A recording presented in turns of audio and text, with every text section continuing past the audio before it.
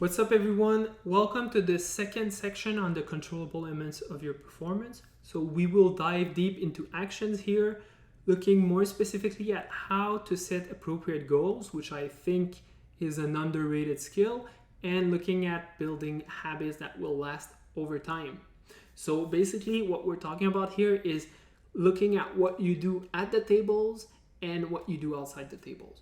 But first, I wanted to go back to this mental game framework that was presented in earlier videos. And if you remember that framework, this mental game framework, we spoke a lot about how to build your identity by identifying your purpose, your skills, your beliefs, your values, and your past experiences.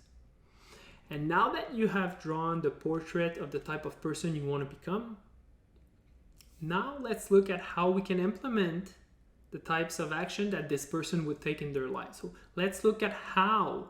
Let's look at those habits, those actions that we're going to take. So the rationale here is that as you incorporate more behaviors or habits aligned with who you want to become, aligned with your values, you slowly shape your identity in that direction. So as you perform the actions of a disciplined, curious, or hardworking person, you start to become that person. And so in this section, we're going to focus on making sure you become that person. So we're going to focus on the top half. We're going to spend time on the top half of this pyramid here. So we're going to look at our habits, our performance standards, and our outcome goals. So let's go. Let's look at the different types of goal. And when we look at that, you probably have heard of the terms outcome goals, performance goals, process goals. So let's actually take a moment to break that down. So first we have outcome goals, which are basically results. They are end goals. You typically compete against other people or players for the same prize, like winning a tournament. So normally, whether you reach your outcome goals or not will be contingent upon the performance of your opponents. So part of the result will be dependent on how well your opponents perform. And in the case of poker, you might want to add one more variable: how well you run, or how much variance will impact your goal. So this type of goal is not 100% within your control. It's reliant and dependent on the performance that your opponents will deliver in that same competition or tournament. So if we take an example from traditional sport, let's say you do the best race of your life in the 100 meter at the Olympics. But one of the competitor is Usain Bolt. In that situation, it doesn't really matter that you have broken your personal record, because Usain Bolt will most likely win that race. So technically, even if you've broken your personal record, you would have failed at reaching your outcome goal if your goal was to win a gold medal. So it's not something entirely in your control. And same goes for your goals in poker. You might strive to win a certain amount of money this year. You might strive to win a specific tournament or a couple of tournaments this year during a series, for example.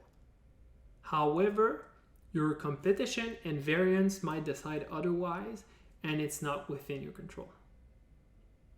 And here I might be painting a bad picture of outcome goals, but they still serve a purpose. They have a reason for existence. And outcome goals are great because they give us something to strive for, something to look out for. Think about the peak of the mountain that will tell you, when I reach that peak, when I reach this place, I've made it. So this is what outcome goals are good for. They give us motivation, energy, and maybe inspiration to reach a certain point. Now, let's look or talk about performance goals. These are your performance standards, your baseline. It's what you're capable of when you look at your skills and abilities. So think about your technical knowledge of poker. think about your mental game skills, your ability to manage your emotions. You train those skills through your daily practice. And so these goals, they tell you if you are moving in the right direction. Similar to the example from earlier, if you beat your personal record in the 100 meter, you increase your chance to attain your outcome goal of winning a gold medal. It makes sense.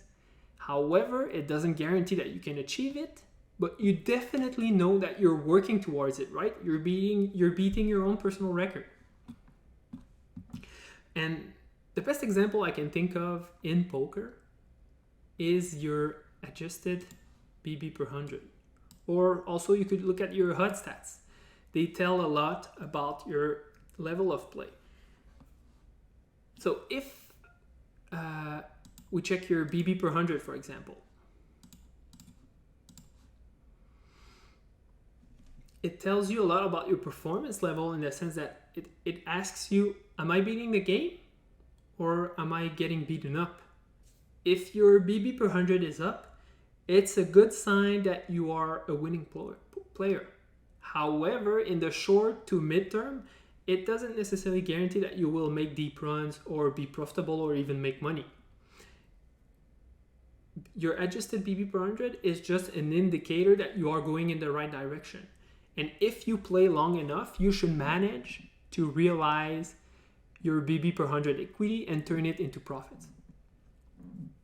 And similarly, if we think about managing your emotions or your ability to manage your emotions, this can be looked at as an indicator of performance or one of your performance standards, because managing your emotion does not guarantee that you will win. However, the better you are at not acting impulsively, the better you are at making good decisions even though you're going through difficult emotions, that generally means that you're going to make more profits and your performance will be more satisfying when you play poker.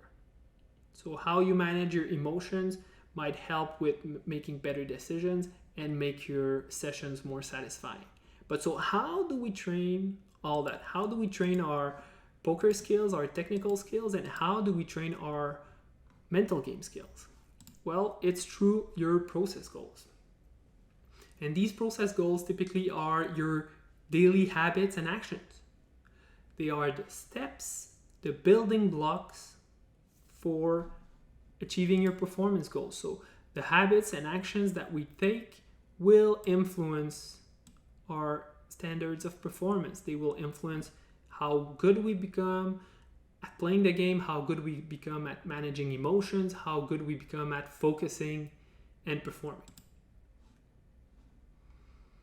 So for example, if I study poker every day for 30 minutes, if I play 5 days a week, if I arrive rested and prepared to play before every session, chances are I will become a profitable poker player. If I can learn about my emotions, if I can understand my emotions, like things that we actually saw in this course, if I can train my ability to remain calm and focused, then those daily actions or habits can get me closer to my performance standards. So my ability to better manage my emotions or my ability to increase my BB per 100. And the higher your performance standard, the higher chance you have to reach your outcome goals. So what is interesting about process goals is that they are 100% in your control. You choose to study poker every day. You choose how many hours you get to play.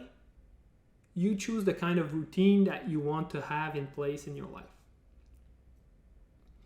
The more control you have over a goal, typically the more satisfaction and fulfillment you can get out of it, because it's 100% in your control. If you do X, you know that you're going to get Y, because these are things that you do with a clear purpose. And if we don't rely on process goals, we will be dependent on external variables like luck or variance to dictate or to measure our success, our happiness, and our satisfaction. So the big question I have for you right now is, how do you value yourself and your progress? Is your value as a person, human being, is it tied down to a particular outcome? Like winning a tournament, making a certain amount of money? So is it determined by whether you win or lose at poker? Or is it tied down to your process, your daily actions, your habits?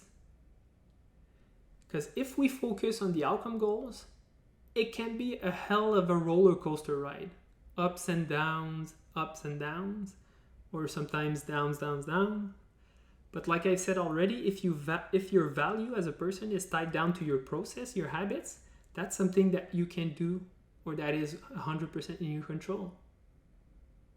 So we still need outcome goals and performance standards because they help us with guiding the trajectory of our journey. They tell us if we're going in the right direction, if we need to make changes, just like our emotions. But afterwards, once we have identified the outcome goals and the performance goals, and that all we need to do is monitor them to make sure we're in the right direction, we want to put all of our energy on what we actually control. The process, the daily actions, the steps, the building blocks for achieving those performance goals and those outcome goals. So we put all of our energy here because this is what we control, this is what we can adjust, this is what we can change in our daily life. So I hope this clarifies how we want to approach the different types of goals. They all serve a different purpose. Outcome goals are inspiring and motivating. Performance goals are the indicators that things are going well, that you are going in the right direction, or that you're not going in the right direction and you need to adjust something. And process goals are what we can control.